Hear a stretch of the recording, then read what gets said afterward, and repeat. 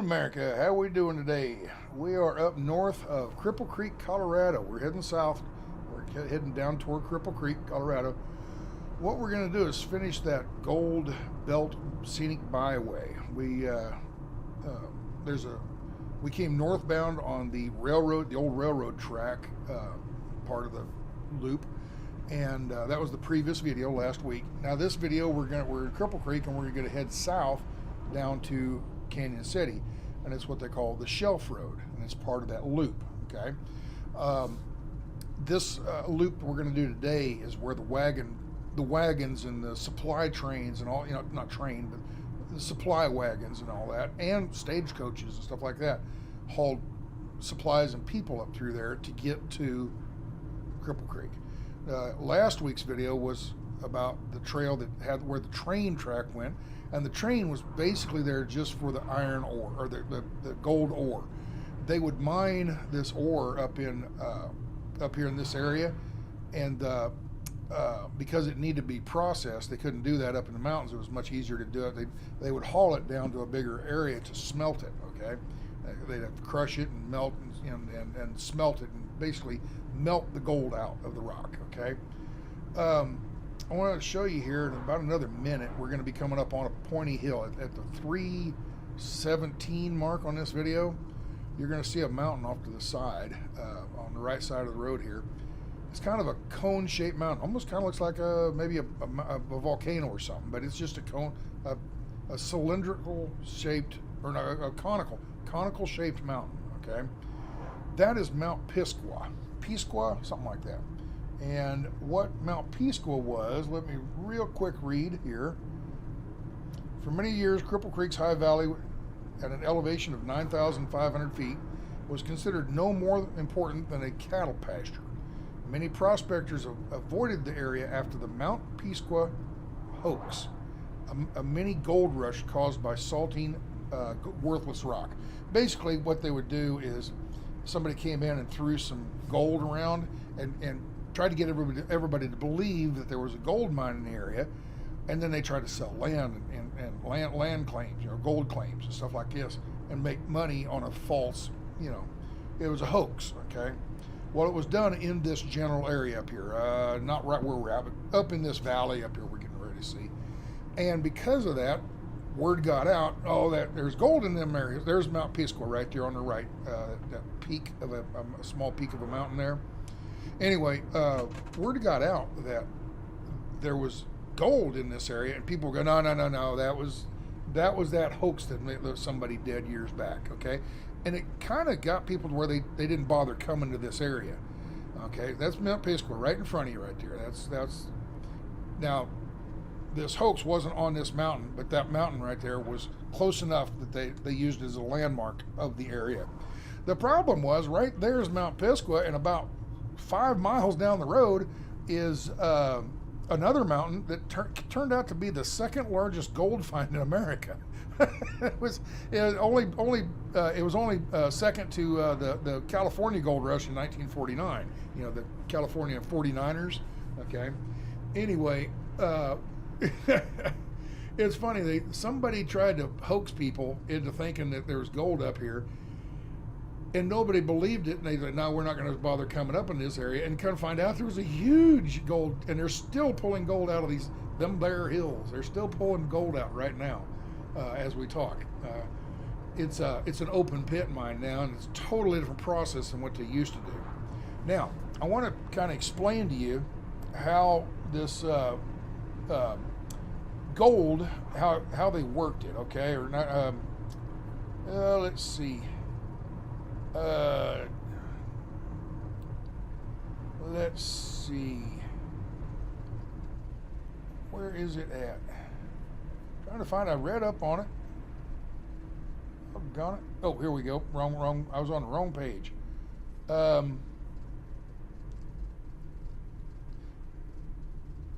Typically, the heyday of placer gold. Okay, placer gold is gold that has lodged itself loose from the mountain, and water, rivers and stuff have drug it down the hill through valleys and rivers. And that's why they pan for gold in rivers. Okay. That's placer gold. It's been placed there by the running water.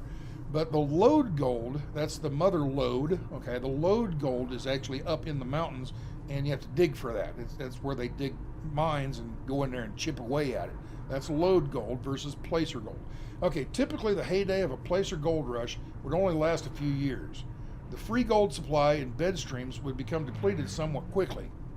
The initial phase would be followed by prospecting for veins of lode gold that were the original source of the placer gold. Hard rock mining, like placer mining, may evolve from low capital investment, basically a sluice box, and that's about it, a pan, a gold pan, and then later a sluice box. But it's easy to build those things, and it doesn't. There's not a lot of investment involved. With simple technology and progress to higher capital and higher technology. The surface outcrop of gold-bearing vein may be oxidized, so the gold occurs as native gold, and the ore needs only to be crushed and washed. It's called free milling ore. And we're coming into town here now. Let me talk about this. This is Main Street in Cripple Creek.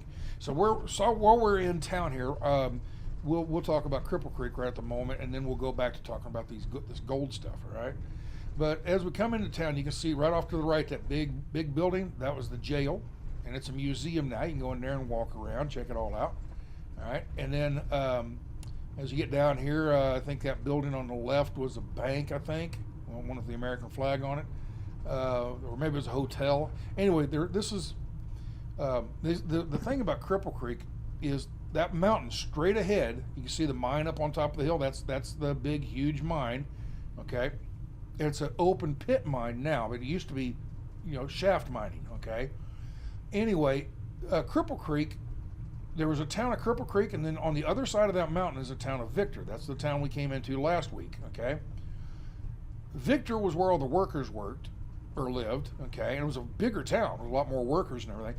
And Cripple Creek was where the wealthier people, the people that owned the mines and not prospectors, but the bankers and the large, the more wealthy people, they lived here in Cripple Creek. Therefore, the town, the buildings are nicer.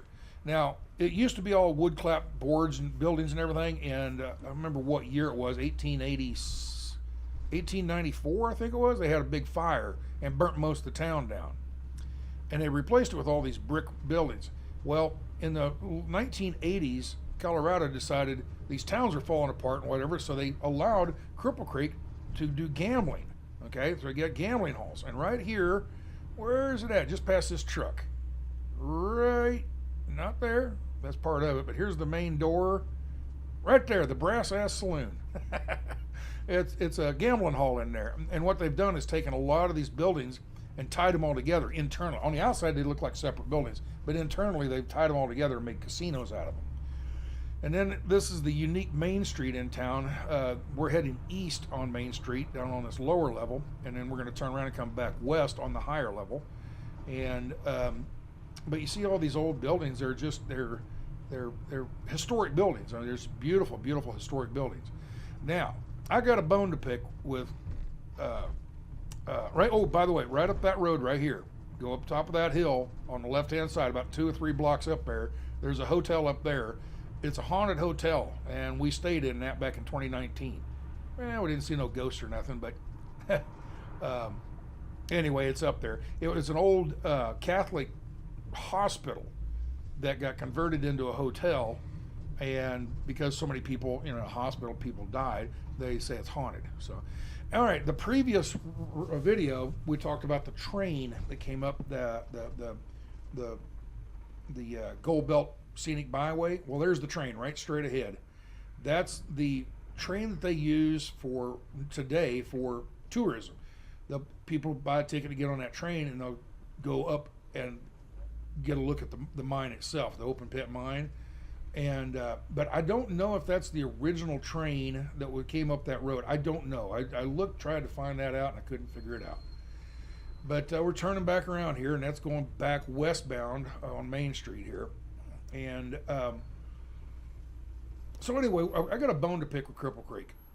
Look at this beautiful Main Street. All these old buildings. It's very well preserved because they've got money now because of the casinos. They're originally nice buildings. That whole building on the left there kind of has an older look. That's a hotel, okay? That's a big, big, beautiful hotel. But they made it look, it blends into the town. We get up here about another block, you're going to see they're putting a new hotel in. And I don't like it. I don't like it, not one bit. It's ugly. It has a European flavor. It doesn't fit in this town at all, okay? It's one block to the north, to the right of us here. One block, there you can see it right there. It's this big monstrosity of a crappy looking hotel. It's basically like a 2 or 3 story parking garage, and then on top of the parking garage, they got 2 or 3 stories of rooms.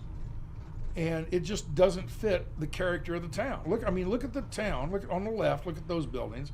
And then look off to the right, behind it back there. You can see the top of it right here. Yeah, it just doesn't, it from a distance, it's ugly. They've ruined the whole skyline of this town. It just, bad choices as far as I can tell. And at the end of these blue awnings, that's a casino there. That whole area, that's all casino right in through there. I can't remember, Terrible's Casino or something like that. I can't remember the name of it. But anyway, up at this intersection with all the gate, the fence, the chain link fence and everything, that's going to be the entrance to that hotel / casino. And it's just, it doesn't fit the character of the town at all. I mean, Cripple Creek, the city planners, what are you thinking by letting this in here? It just ruined. Look at that building straight ahead. Old West Palace Hotel. And then that other hotel behind it, it just looks terrible, you know. So I'm not a fan of it at all. But anyway, enough of me rabbing on that. So we're heading south of town here, and just about another half mile down, we're going to get off of the road, of the highway, and we're going to get on a gravel road. And that gravel road starts our adventure. Okay. Now, while we're doing that, I'm going to pull off up here and show you a sign. You can read that sign. You can pause the sign if you'd like. It basically talks about this scenic byway we're fixing to go down. Okay, I'm going to go back to the gold information about how they process this gold. All right, where are we at? We were talking about different ways of cleaning this gold. Okay. You can find gold in a stream, and you just put it in a pan and swirl it around, and you'll get a nugget, a real small piece of nugget or whatever. That's a free placer gold that's in a river. But you follow that up the hill until you figure out where the lode gold is, where that came from. You just go uphill until you find it. When you finally find the actual lode gold, you start digging your mine there. Now that gold is different. It can be in different kinds of minerals and stuff, like telluride minerals and sulfides and stuff like that.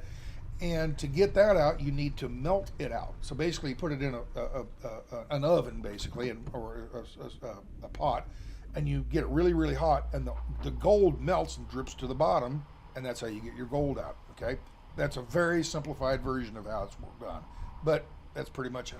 You know. All right, the ore is still, let's see, okay, lower grade ore may require on-site treatment to either recover the gold or to produce a concentrated sufficiently rich for transportation to the smelter. So that's what they were doing up here, and that's why they needed that railroad on the previous video. They would dig the gold out, and they would figure out where the good gold is, the ore, and they would put that on the train and send it down and go get smelted and turn it into gold bars. And then after they got done with that in Canyon City, they would take those gold bars up to Denver and go to the Denver Mint, and they would make gold coins. Okay. All right. So that kind of gives you an idea how gold is found and processed, I guess. All right. Now, where are we going to go to? We're going to talk a little bit about how people found out about gold in Colorado. People were hearing the news of California, because this is early 1800s, and people were coming out, but it was mostly just trappers and stuff like that. They weren't looking for gold at the time. They would come out and look around, fart around and everything, and they weren't looking for gold, so they didn't find any gold. But then they found gold in California. So they find all this gold in California, and people are taking ships around the South America and everything to go around to California to get over there to go up and go to the gold strike in California. But some of them took stagecoaches and stuff, and I don't know if the train was across there yet, but I don't think the train was across there yet. It's too early. But people would come out to western Kansas and eastern Colorado, and they're on their way to California, and on the way they would do a little panning in all these little rivers, like the Platte River up in Nebraska and stuff. Well, they never really found anything, so they just kept on going and went on out to California. And the word was we kind of panned around in Colorado. We didn't see any. It wasn't even Colorado back then. It was just a territory. And they didn't really find any gold, so they kind of ignored Colorado for the longest time. Well, then this guy named, what's his name? Where's he at? Eustace Carrier. Okay, let's read this. For many years, people had suspected the mountains in present-day Colorado contained numerous rich gold deposits, but they hadn't found anything. In 1835, a French trapper, Eustace Carrier, or Carrier, probably Carrier, Eustace Carrier, lost his party, his trapping party. He got lost and ended up wandering through the mountains for weeks. During those weeks, he found gold specimens, which he later took back to New Mexico for examination.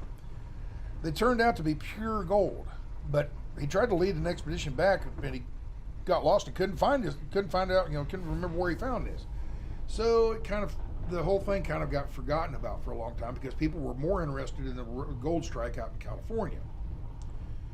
About a decade later, in the 1859, or 1859, I'm sorry, around 1859, they came out and they found let's see. In the summer of 1859, a party of Spanish-speaking gold seekers from New Mexico worked a placer deposit along the South Platte River, about 5 miles above Cherry Creek, what is now downtown Denver. Okay, did you know they discovered gold in Denver? What is Denver now? So anyway, I didn't know that. So William Russell was a Georgian who worked the California gold fields in the 1850s. Russell was married to a Cherokee woman, and through his connections to the tribe, he heard about an 1849 discovery of gold along the South Platte River. Russell organized a party to prospect along the South Platte River, setting off with his 2 brothers and 6 companions in 1859. They rendezvoused with the Cherokee tribe members along the Arkansas River in what is present-day Oklahoma and continued westward along the Santa Fe Trail. The others joined the party on the long way until the number reached 107. Upon reaching Fort Bend, they turned northwest, reaching the confluence of the Cherry Creek, which is now Denver, and the site of their initial explorations is the present-day Confluence Park in Denver. They began prospecting in the riverbeds, exploring Cherry Creek and nearby Ralston Creek, but with no success. In the first week of 1858, Russell and Sam found a small placer deposit near the mouth of a little dry creek, which yielded about 20 troy ounces. The first significant gold discovery in the Rocky Mountain area. So that's where it started, right in Denver area, okay? That discovery is actually a present-day suburb of Englewood, which is a suburb of Denver. All right.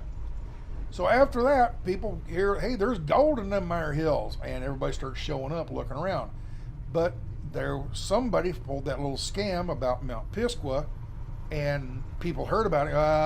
There was a hoax up there. There's no gold up there. And they went all these other places. They went out to Silverton. They went out Ouray. What's the name of it? I forget the name of the town. But several of these towns around Colorado, they had all these gold strikes all over the place. And then finally, somebody decides to come back up into this area and look around, and his name is Winfield Scott Stratton. So you've heard the name Winfield Scott? Okay. He was a prospector, capitalist, and philanthropist. He discovered the Independence Lode near Victor, Colorado on July 4th, 1891. This is one of the last big strikes they ever found, because everybody looked all around other places and didn't look here. So this is the last place they looked, and wouldn't you know, it's one of the biggest strikes in the country. So anyway, he became the Cripple Creek mining district's first millionaire by 1894. He provided to build buildings, improve the streetcar system, and build the first professional ballpark, among other things. Okay, so that talks about William Phil Scott Stratton. All right, now let's go back talking about Cripple Creek real quick. In October of 1890, Robert Miller Womack, called Bob Womack, discovered a rich ore, and the last great Colorado gold rush began in 1891. A post office was established. Hundreds of prospectors entered the area. Rather than investing in mines, Denver realtors Horace Bennett and Julius Myers sought wealth by platting 80 acres of land for a town site, which they named Fremont. The town consisted of 30 platted blocks containing 766 lots.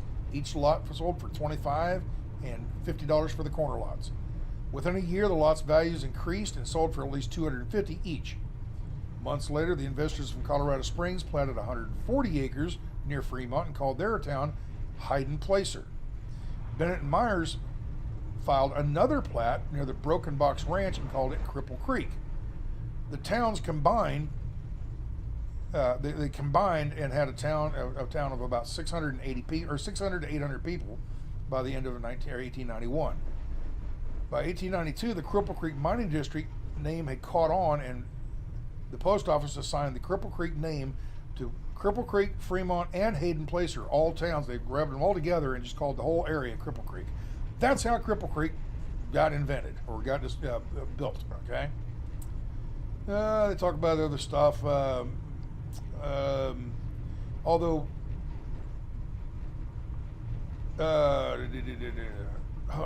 Placer, they were talking about the hotels, and there were so many people coming into town, they had no place to sleep. And the Palace Hotel, when we made that turn, I said, hey, see the Palace Hotel and the Windsor Hotel, they were so full that they rented chairs out so guys could sleep on the chairs for $1 a night. Although $500 million worth of gold ore was dug from Cripple Creek and more than 30 millionaires were produced, Womack, the guy that discovered it, was not among them, having sold his claim for $500 and a case of whiskey. He died penniless in 1909. By 1892, Cripple Creek was home to 5,000 people, with another 5,000 in the nearby towns of Victor and Elton and Goldfield. As people arrived, the marshal greeted them and confiscated their firearms, which was then sold to Denver to pay for the salary of the teachers of Cripple Creek. So, Cripple Creek suffered two disastrous fires. The first occurred in 1896, and it burnt most of the town down, so they rebuilt the town, and that's why they rebuilt it with all these nicer buildings. So that's why Cripple Creek looks the way it does today. So, all right, now I've been yakking around about Cripple Creek, and we're on this little windy little road, okay?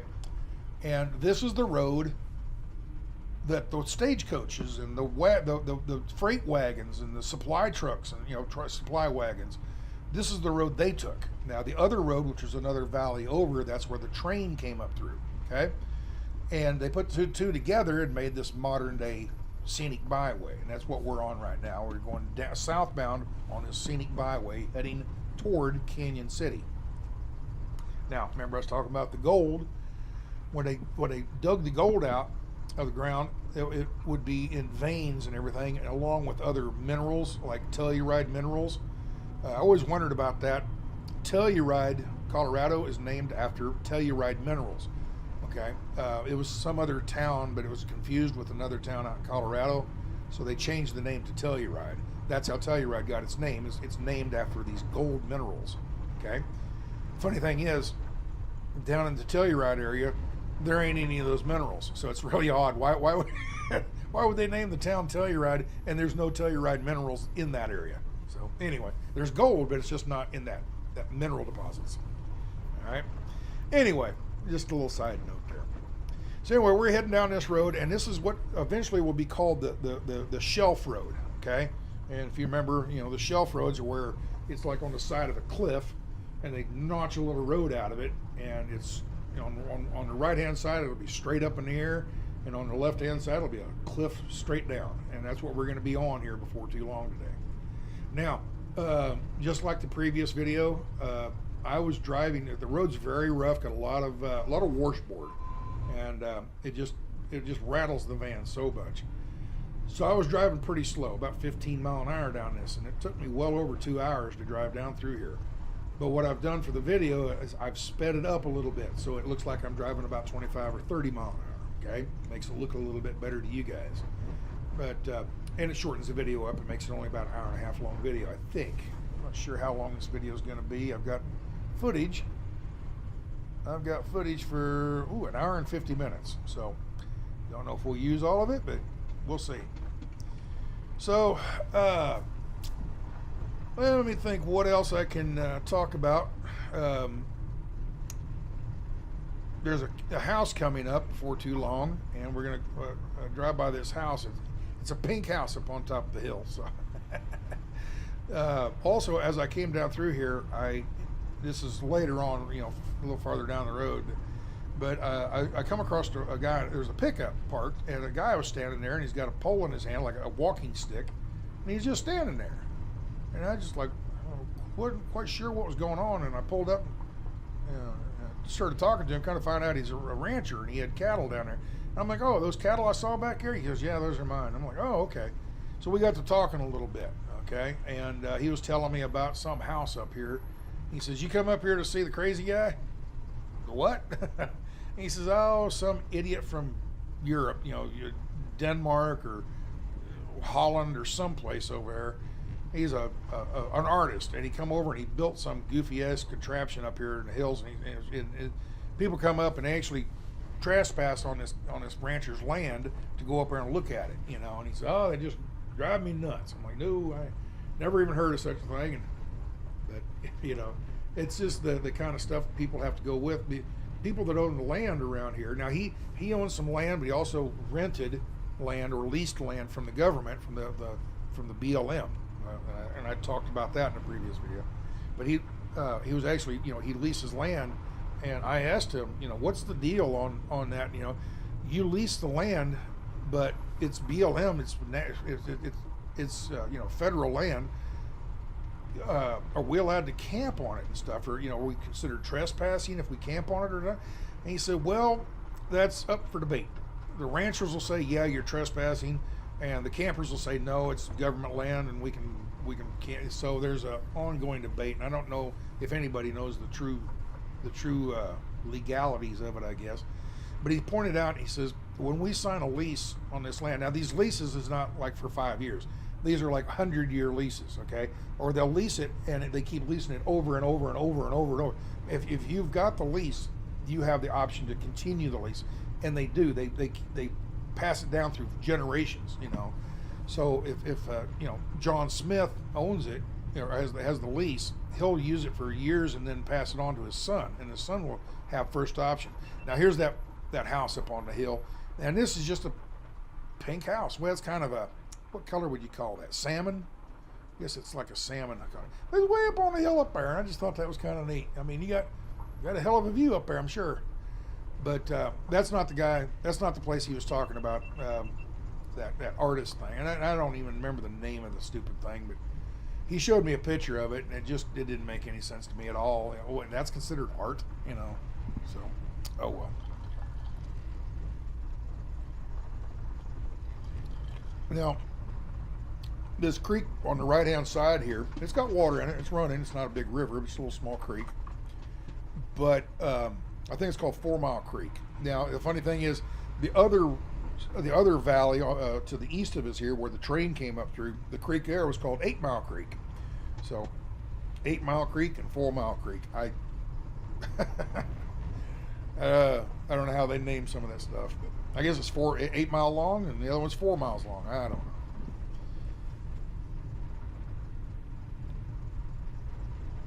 It is a beautiful day here. This is the second day. It was the next day. I filmed the video from last week.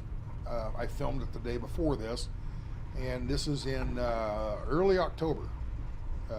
Early September. I'm sorry, early September is when I filmed this.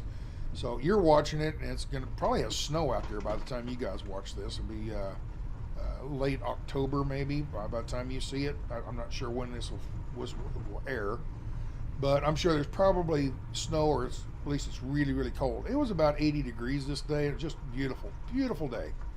And but this is a lot of forest. There's big trees, pine trees, and here's some aspens on the right. And it's just real pretty forested area. But the farther we go downhill down this canyon, the farther we go, the more it starts looking more deserty, more rocky, kind of like that rock outcropping there. It starts looking more like Arizona or New Mexico the farther we go down through here. And the trees get smaller and more scruffy, and it just starts looking like a rock canyon. This here looks more like a valley, I guess, or Rock Valley Canyon. But it gets more rugged and more, how are you gonna say, deserty looking the farther we go south. And by the time we get all the way down to Canyon City, and that's the part I will probably cut off. At about the hour and a half mark on this video, we will get back to paved road, and then it's just paved road down into Canyon City. And I'm not sure if I'll keep that on this video or not. But it basically just go right back down into Canyon City, and I drove back down through Main Street, and I filmed it all. I don't know if I'm going to use it all. Now there is the I think they call that the keyhole notch, straight ahead. See that little hole up in the hill? And I get out, I stopped here, and I got my cell phone, and I zoomed in on it to take a picture. And this has already been on Facebook about a month ago when I filmed all this. Anyway, so that's called keyhole notch, I believe. Okay, and it's just the rock is worn through eventually, and made that hole, basically like an archway. Keyhole notch or keyhole arch or notch, I can't remember. One of the two.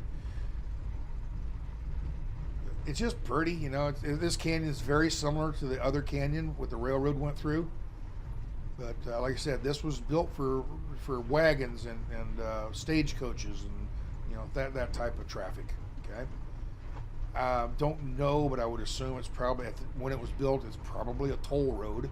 Somebody put it in, and back then the government didn't build these kind of roads. Some investor built a road, and then he charged a toll for it. We go right up underneath that keyhole notch, and we drive right up to it and then turn right.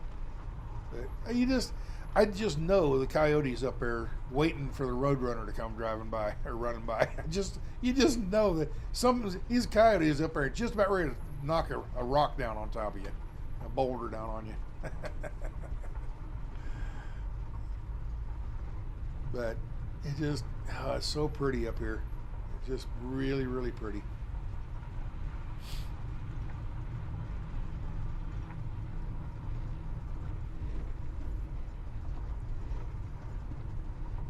And the road's not too bad right in through here. The road's not too bad, but there's areas where it's real washboardy and stuff. But the sign back here, the sign back here talks about, well, it's 4-wheel drive only. No, now you probably don't want to bring a Corvette down through here. Low, but just about any pickup would make it, any van for the most part. Cars, as long as you got a little bit of ground clearance, you can see it's just a dirt road, a gravel road. Now, when it's raining and muddy, probably not, but it's a gravel road. I don't think it would get too muddy. It's mostly it's all rock. So, but don't know. This is the first time I've ever been down it, so I don't know.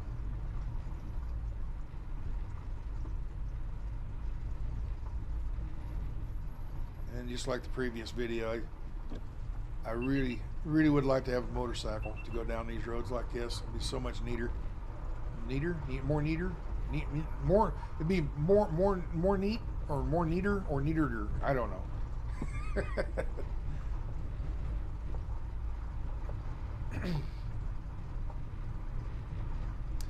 As a kid, I would always say, fixing to go do that, and my dad would stop me. He says, "All right, could you conjugate that verb? We fixing to, or I'm fixing to, you fixing to, we, she, or it, or fixing to." So, not sure what I'm doing here. I have to stop to take a picture of something. I don't know.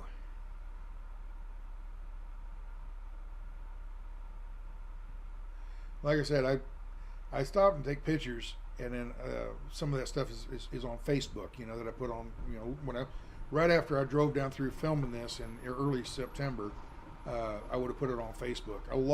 I've been putting quite a bit of stuff on Facebook lately, you know, and well, I thought I was going to get to rolling. There we go. We're rolling again.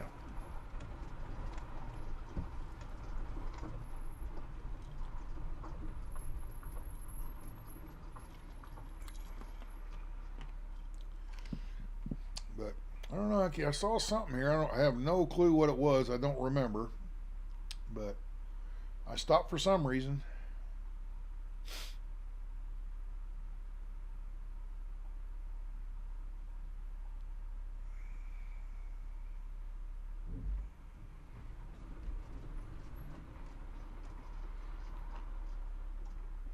Oh, it's the Rams. I'm sorry. I'm looking right off to the right there. What am I thinking? I on this editing software, I couldn't see them. But yeah, I'm looking at the mountain sheep. The bighorn sheep. Not mountain sheep. Bighorn sheep. Yeah, that's what I'm looking at. There's quite a few of them. There's that one that just went off screen. And what do I see? 1, 2, 3, 4, 5. About 5 or 6 of them right here in the area. They were just sitting there grazing. Didn't seem to be too bothered by me. You know, they're just kind of like, what's he looking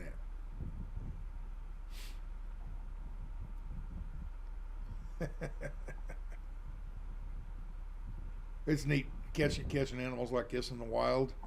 Just, you know, they're not in a petting zoo or nothing like that. They're out here doing their thing, what they're supposed to do.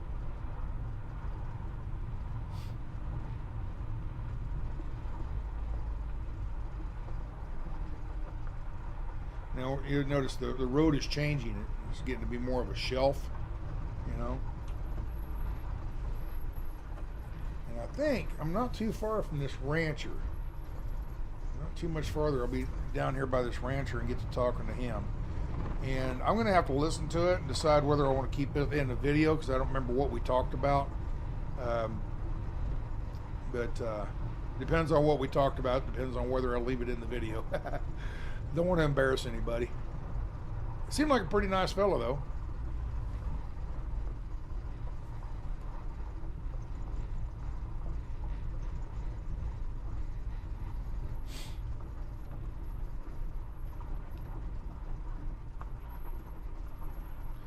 And coming down through here, I found several places that you could pull off and park and everything. And but I you know, it was the middle of the day and I wasn't looking for a parking spot, or a campsite. But there are places, a few. There's just, you know, a handful of them down through here. But there are places where you can pull off and camp, and you can see people have little fire pits and, you know, had camped in there and stuff. But I wasn't really looking for a camp spot, so. But I spotted them, but I wasn't. But one of these days, I might come down through here and actually seek them out and actually camp down through here sometime. So it'd be pretty neat. Now the rocks we're over right now, that's probably about the roughest it gets. And like I said, just about any car can make it, I suppose. You wouldn't want to bring a Corvette or a Lamborghini or something down through here, but I wouldn't. You've seen other cars, you know. There's a campsite off to the left there. Somebody's down in there, you know. And you go around this curve, and that's where the entrance is, just around this bush on the left. And there's another place, I guess, on the right. There's another spot right there. But this would be BLM land, and you can usually tell it's BLM land because there's no fences. When you get down where there's private property, you'll have a fence right on the side of the road. And basically the road is private property too, but they have to have a easement for traffic to get through. So they put a fence just right on the edge of the road. I mean, it's like they take every little Now this looked abandoned to me. That looked abandoned. I mean, it looked like they were cooking meth in there or something. I went by and I kind of paused and looked at it, and I thought, you know, Walter White and what's the idiot kid are in there cooking meth. Y'all know who Walter White is, right? And that idiot kid. Oh God, was he a mess? For those of you who don't know what I'm talking about, the miniseries Breaking Bad. Oh God, what a couple fools. Now they didn't die earlier in the season. Who knows? They just made it, what, 5 or 6 seasons without dying? Oh, mercy.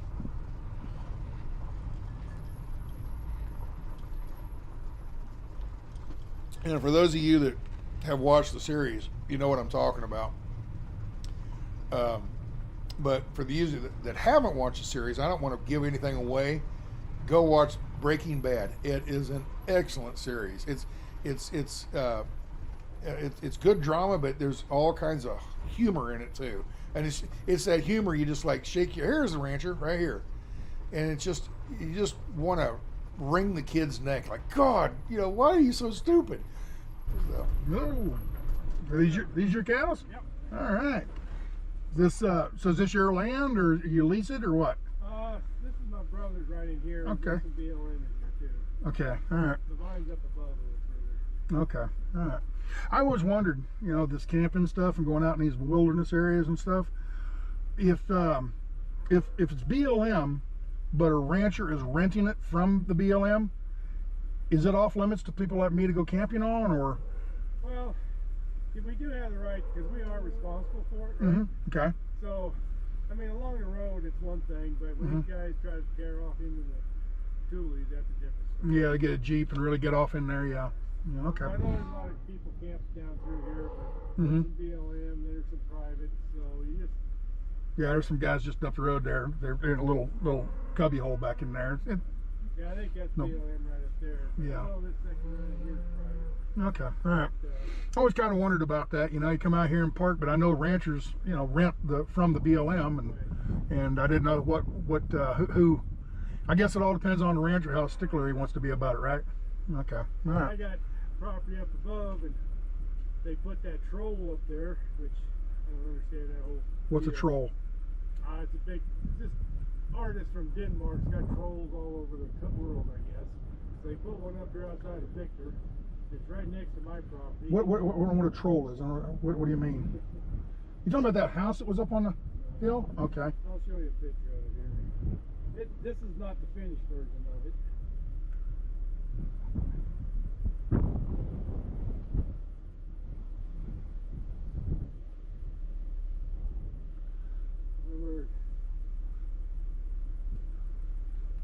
Can't see this thing very well in the daylight. Oh, yeah, yeah.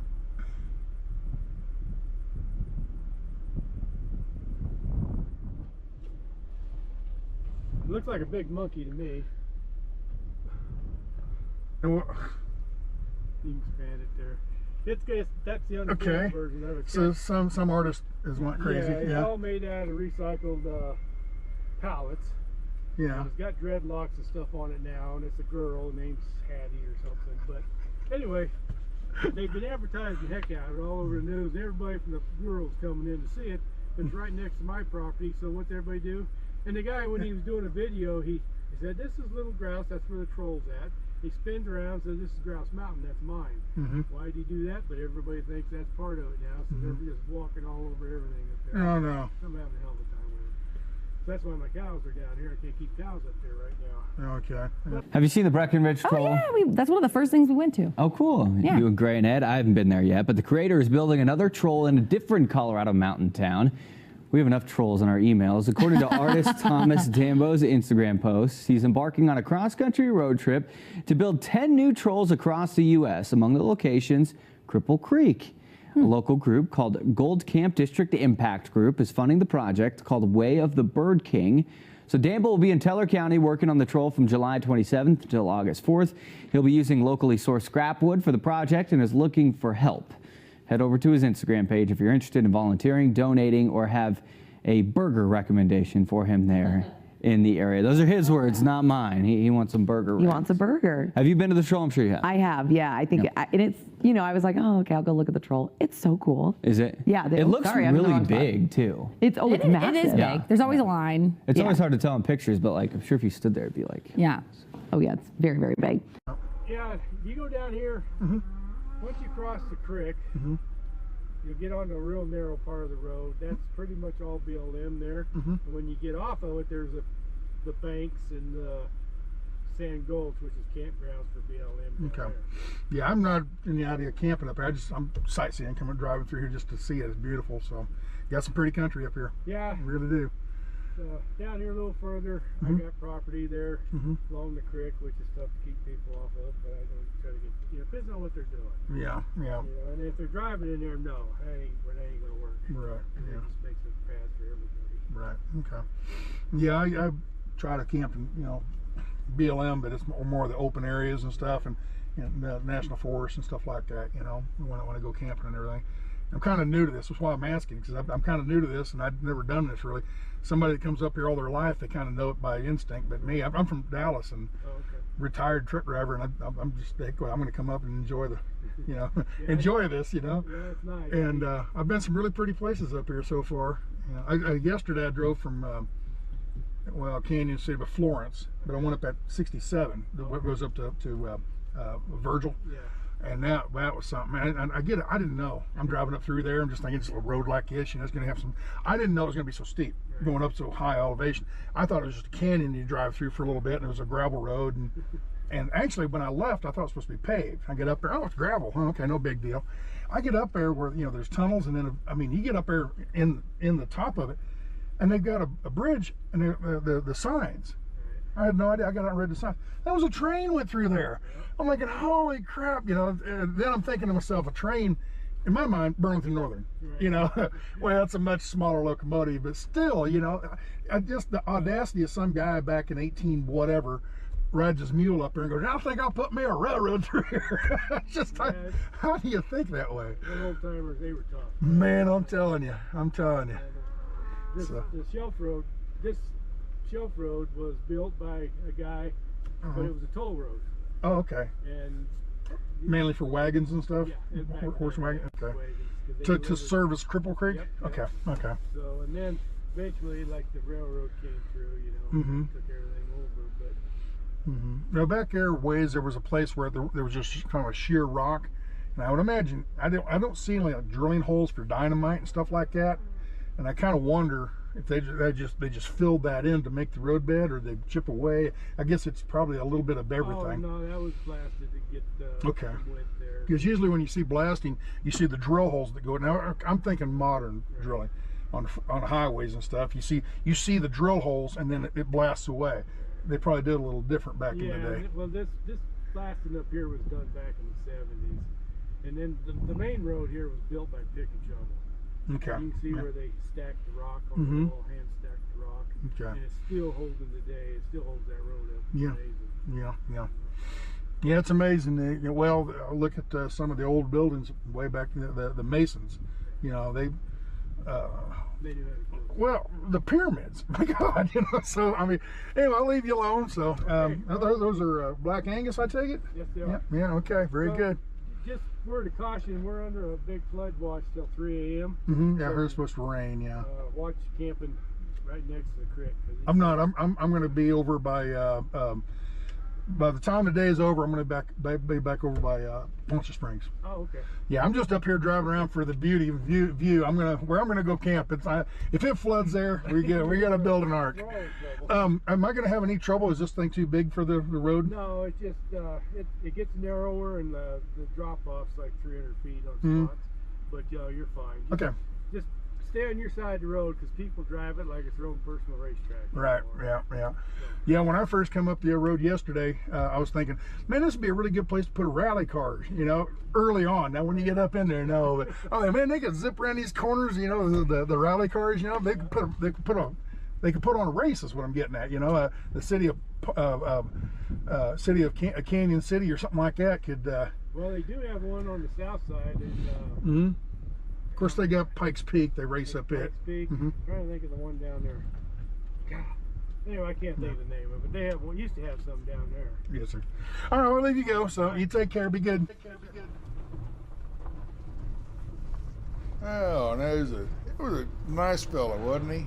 Just sitting there talking with him, and here's his pickup. Look at that older pickup and everything. Now, one thing I need to point out about that guy might not have had 2 nickels to rub together, and he might be a multimillionaire. You just never know. These ranchers and farmers, they can be filthy rich, but because of the lifestyle they live, they don't want to have a brand new pickup running up and down the roads and chasing cattle or you know, working on a farm or something like that. So they have these older trucks and drive around, and you sit there and see them and think, man, that poor guy in that old beat up ratty old truck. You kind of find out he got more money than God. So, but anyway, you just never know. And super nice fella, you know, just sitting, never met, just walked, pulled up, and said hi, and started a conversation with him.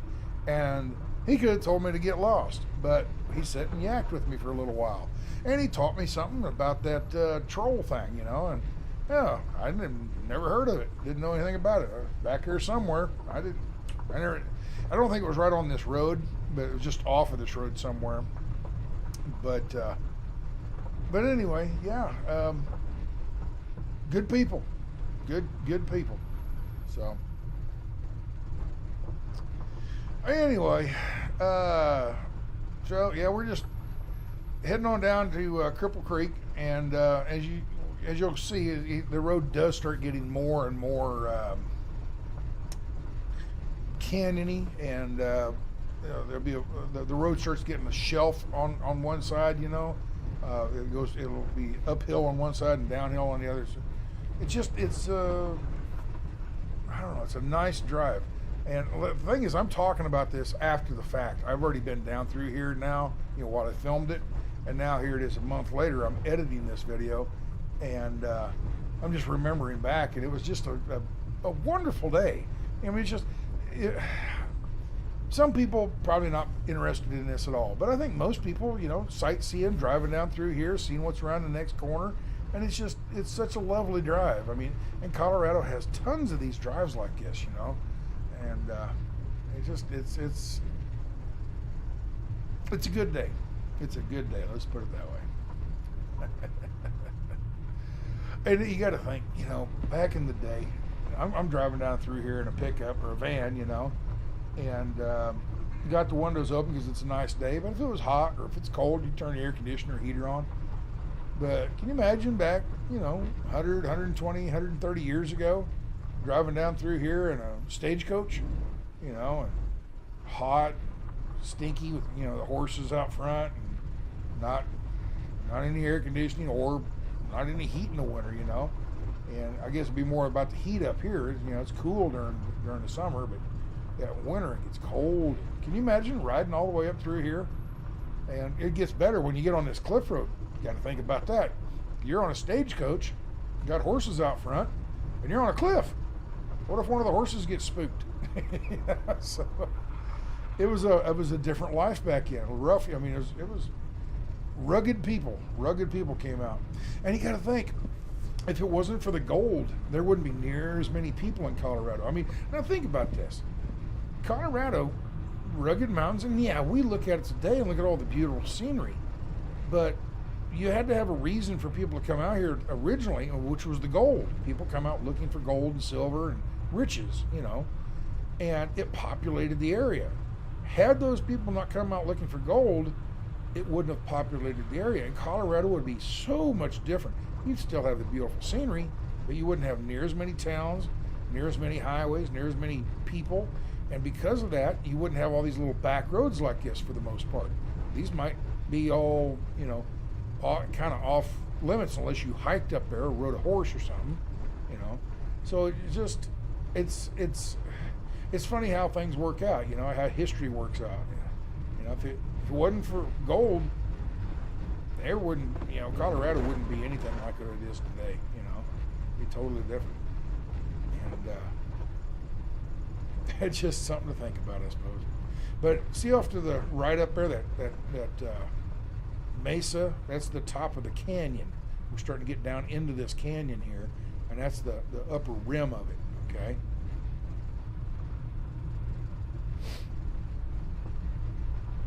And I hate to sound cliche, but y'all ain't seen nothing yet. So far, it's been a pretty drive. It gets I wouldn't say intense or something, but it just gets like, wow, this is cool. It really is. And the other thing is, I used to get real scared or, you know, intimidated by these mountain roads and everything. And I've been driving a few more of them and everything. I'm getting a little bit more used to it, and it doesn't bother me so much. But like that highway over in Ouray, that Route 550, the $1 million highway, that was nerve-wracking to me the first time I went down it. It doesn't really bother me much anymore, but because I'm getting a little bit more used to it, because I've been out here a little bit. Yeah, that's not to say I'm an old pro at driving on the mountains and stuff, but it's just, you know, it doesn't really bother me. I'm not scared of it anymore, or, you know, nervous when I'm driving down those roads. And you'll see we get up here. I mean, this is a cliff road, and you make a little wrong turn, you slip a tire off the edge, you know, you're going to tumble for a while. And but it doesn't seem to bother me as much as it did. Now, see, we're starting to get down into a little bit more of a rocky canyon, and it just keeps getting better and better down through here.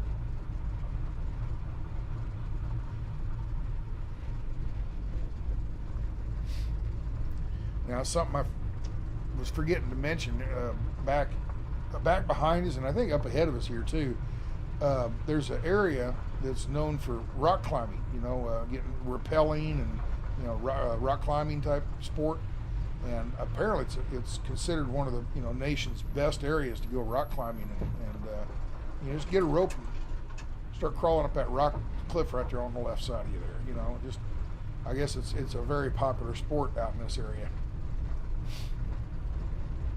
compared to Kansas. You know, see, Kansas, rock climbing isn't all that big in Kansas. Don't know why. I can't really put my finger on why, but, you know, skiing's not very big in Kansas either. Well, snow skiing anyway. But you imagine getting a rope out there and climbing up that cliff on the left there? Wouldn't that be? I wouldn't do it. You know, it's not my thing. But when I was younger, I remember when I was in the Army, I thought that'd be cool to do rappelling and stuff like that. You know, actually, I did rappel one time back in, I think I was just out of high school, and a friend of mine was in the National Guard, and down at the National Guard barracks or National Guard, what would you call it? But anyway, and this is where that rancher he was talking about right in here. It's supposed to rain that afternoon. It didn't, but they were calling for rain, and you can get a flash flood coming down through there, and that little low water crossing there. He says, you know, it could get up.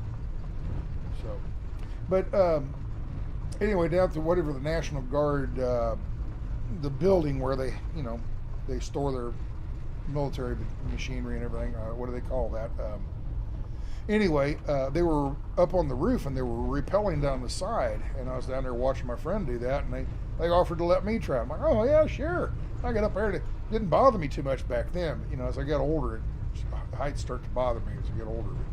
But when I was younger, yeah, I had a good time. You know, rappelled off the side of the bill. It was only 2 stories, you know, but it was fun. It was neat.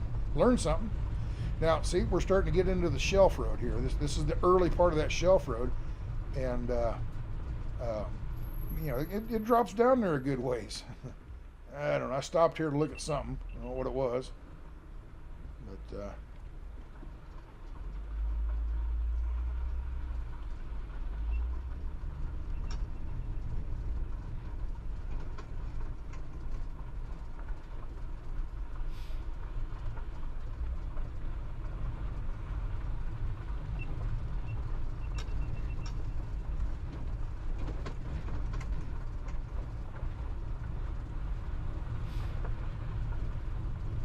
it's just, you know, what a way to spend an afternoon. Like, you You know the old thing about, let's go take a Sunday drive. Well, this would be a good Sunday drive. Spend the day driving up through the mountains. We're starting, like you said, you can see it's starting to get into more of a rock canyon area, and we're on a shelf road. We're on what they call the shelf road. We're on that now.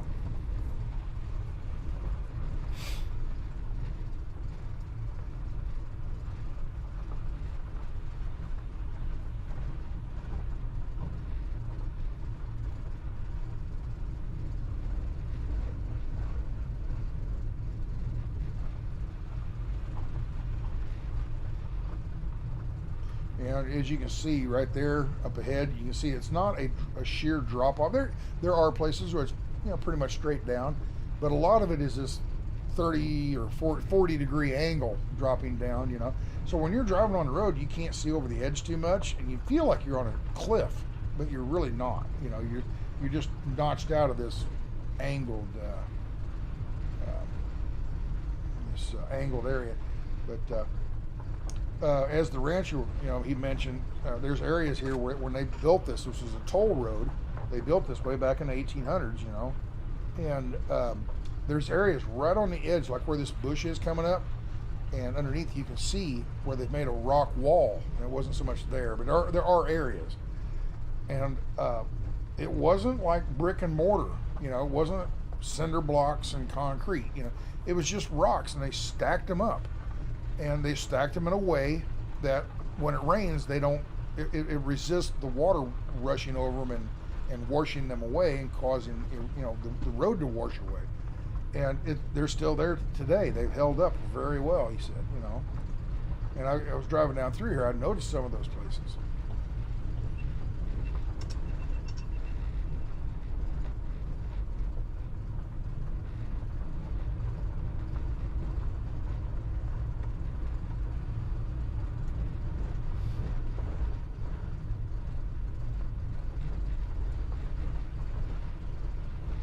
I would imagine people, ride their mountain bikes and stuff like that up through here, for exercise and the scenic beauty and everything. I didn't see any bikes today, but saw some yesterday on the other road, the Phantom Canyon road. There was a few bikers on it, bicyclists on that.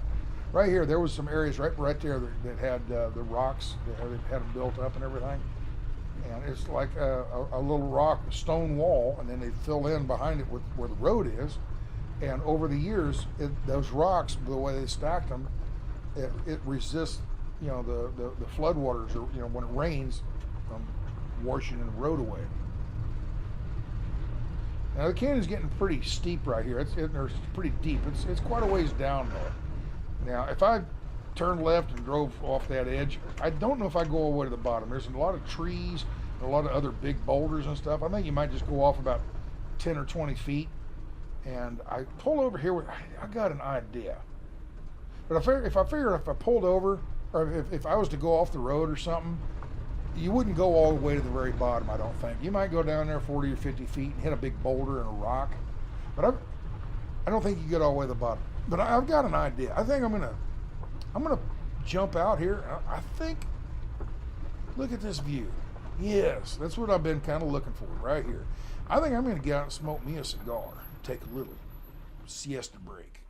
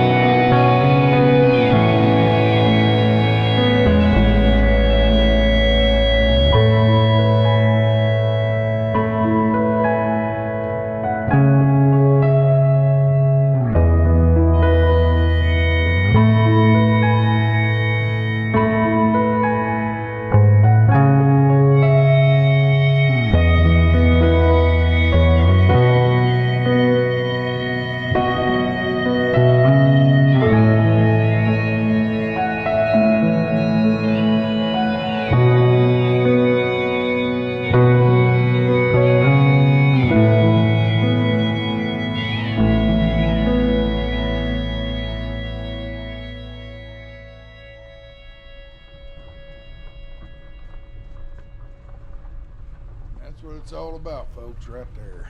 Taking the time, smell the roses. Ain't no roses here, but you know what I mean. Taking the time to just sit back and bring it all in, soak it all in. For so many years, driving down the road and working, and it was go, go, go, just kind of a hectic life, just go, go, go all the time.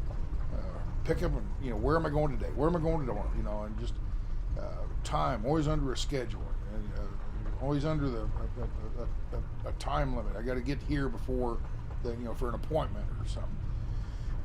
And it's so nice to be able to do what I just did there. I sat there for a good half hour or better. Of course, scrunched it all down in time lapse and everything, but I sat there a good half hour, 40 minutes probably, smoking that cigar and just enjoying it, enjoying the scenery. Got to watching this bird. There was a little scrubby tree down there, and there was a bird, and I couldn't see the nest, but this bird was out there just a squawking away at me. I was making him mad. He was, damn neighbors have moved in. There goes the neighborhood.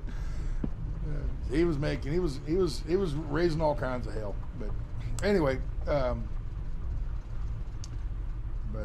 just taking the time to stop and do that. No TV, no internet, just nature and some clouds floating by. I sit there and kind of watch the clouds, and I thought, that's going to look real pretty.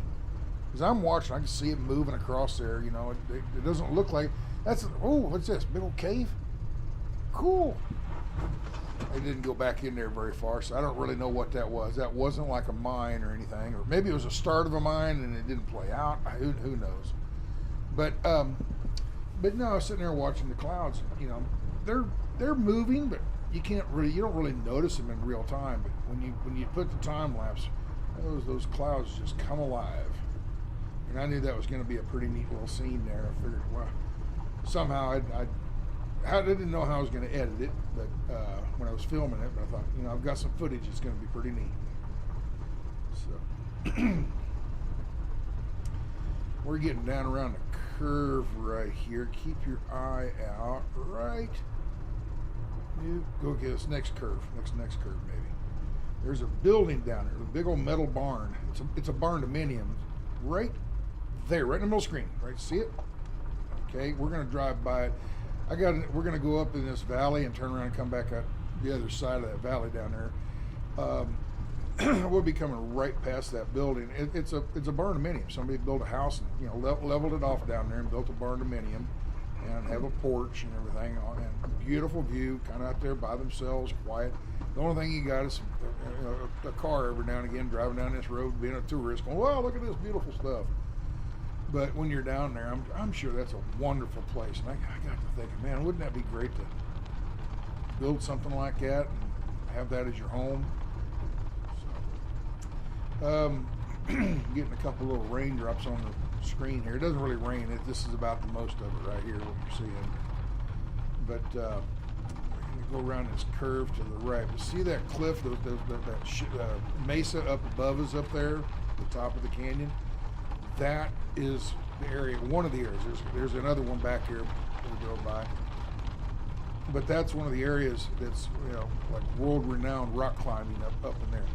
And I don't think you start at the bottom. I think what you do is there's a road. Once we get out of the gravel part of this, and go back to paved road, there's another road. I didn't know it at the time, but I did, while I'm doing my research and everything, I found this other road up there that goes to the top of that. And there's a little bit of camping up there, and it's a place where people go in with their cars and park them and maybe put a tent up for the night. But they could go rock climbing for the afternoon or the weekend or something, And I guess it's just really good rock climbing up there, straight ahead, right up above, on the rim up there, right above us. So now we're turning around, going back out this little side canyon here. We're going back the other way out of it. And once we get back to the main canyon and we turn right, because we're heading east right now. When we turn right, we're going back south, and there's this, like I said, and you can see it. I'll try to point it out, and I'll say right there it is, and look, and it's kind of lower half of the screen. Because like I said, it's down below the road. It's below the road here. you'll see when we come around the curve there, you'll see the gate and the driveway going down to it. Excuse me.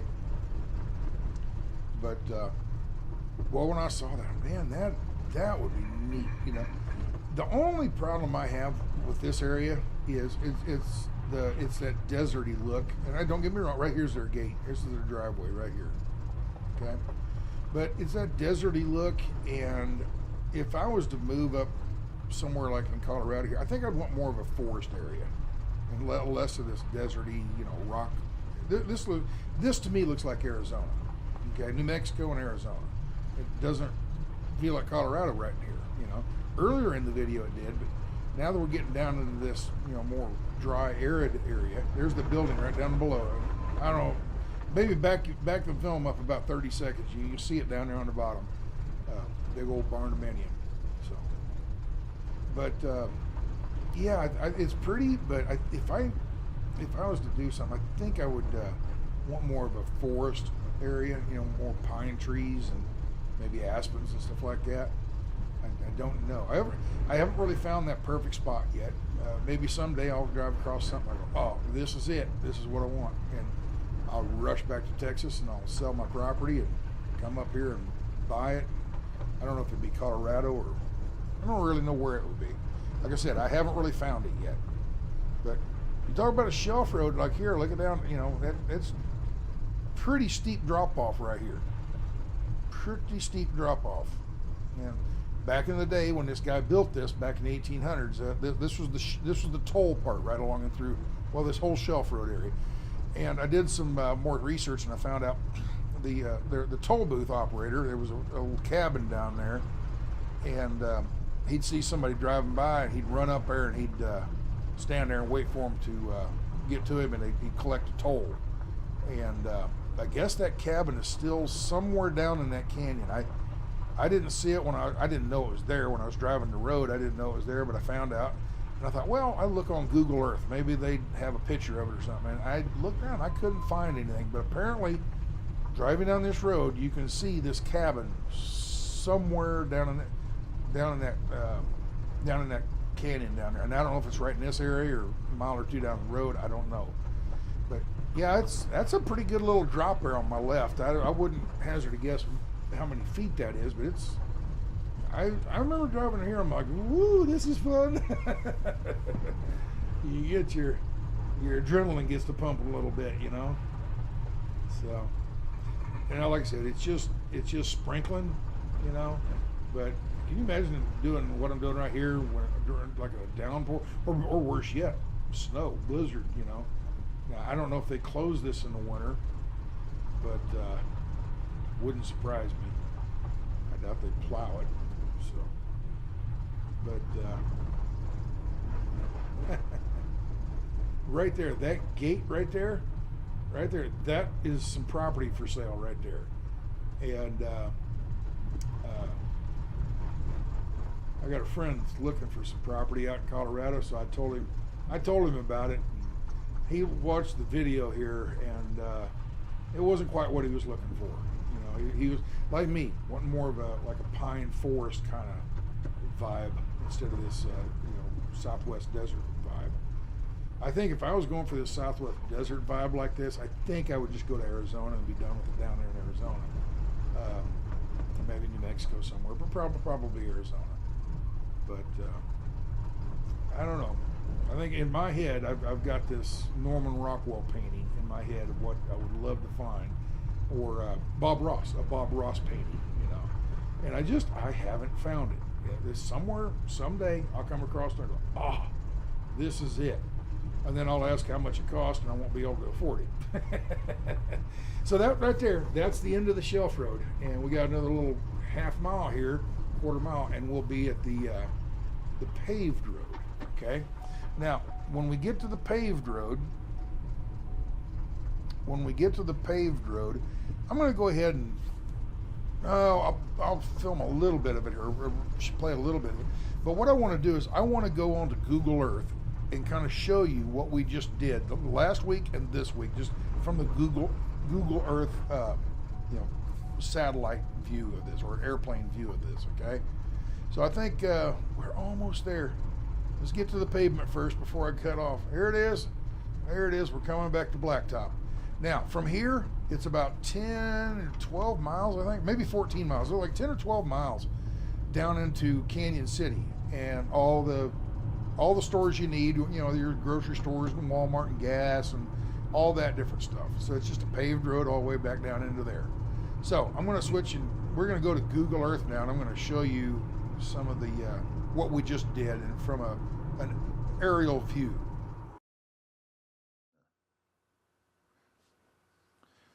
All right, folks, here we are. Here's Colorado, and we're going to zoom in right in this area right here. All right, there's Canyon City, and we look north here. Oh, there's the gold mine right up above here. There's the gold mine. There's Cripple Creek, and there's Victor. All right, now last week's video started down here by Canyon City, by Florence, just south of Florence. It was down here by the Supermax prison. Okay, remember this Supermax prison area. All right, we left, we came north, went up through the Phantom Canyon, and on the Phantom Canyon Road. Come to find out that that was an old railroad bed from old railroad that went through there, a narrow gauge railroad.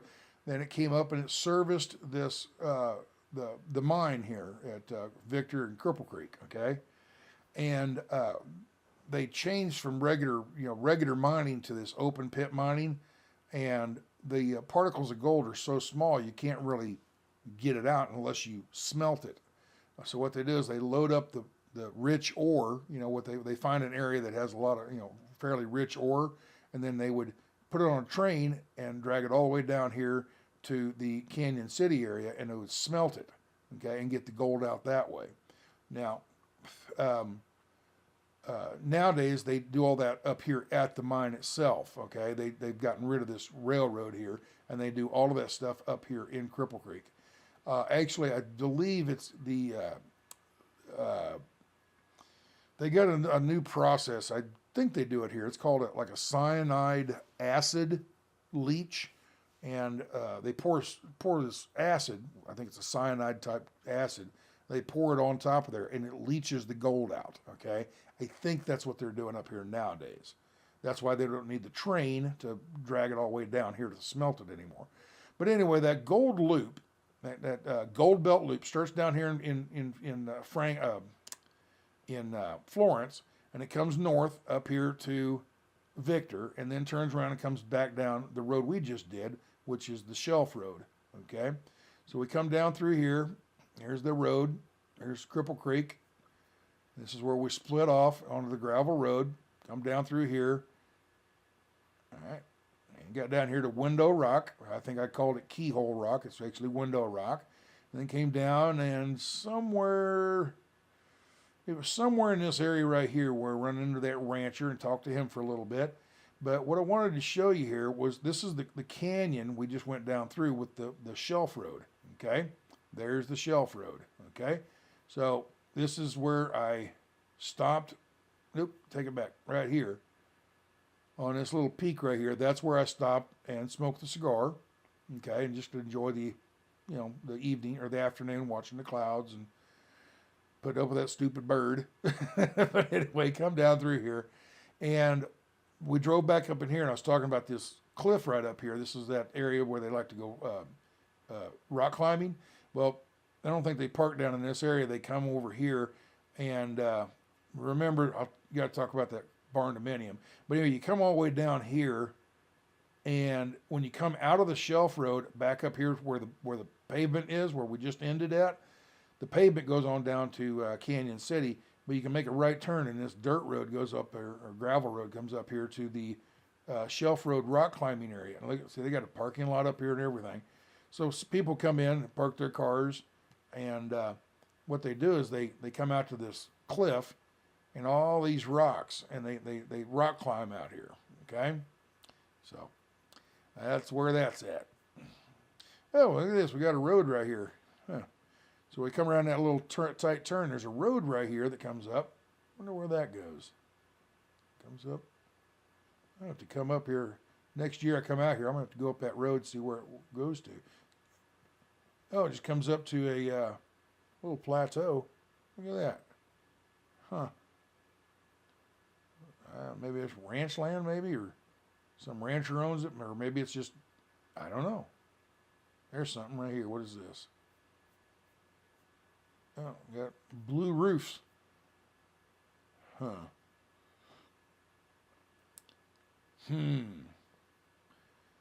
Maybe it's Walter White and Jesse Pinkman, and this is their lab.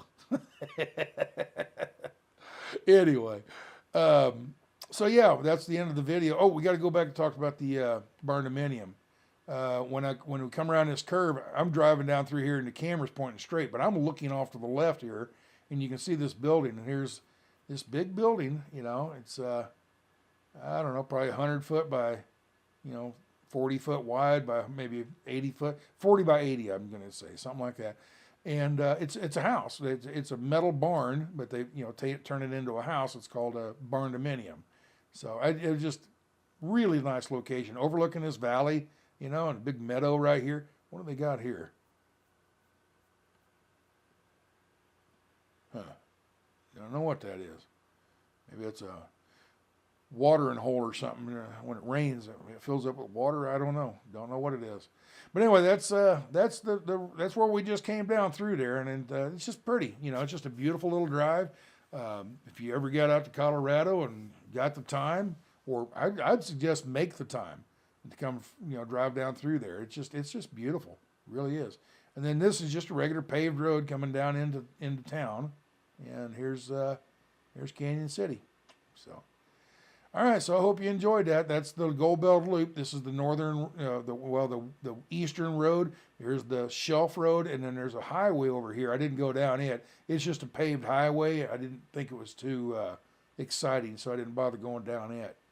But that's it. And then, like I said, here's the mine. Here's that big, huge gold mine, and right there is Pikes Peak, right there. So you're only about. From here to there is probably about 8 miles from the top of from the mine over to Pikes Peak. So if you know where Pikes Peak, just on the back side, that's where the mine's at, in Cripple Creek and Victor. Y'all be good. Take care. Hope you enjoyed this, and we will be back next week. Next week we're going to come up to Denver, and we're going to be out kind of just west of Denver out here somewhere. And I can't tell you what I'm doing exactly because that would ruin the surprise. You have to check in next week. Y'all be good. Take care. God bless.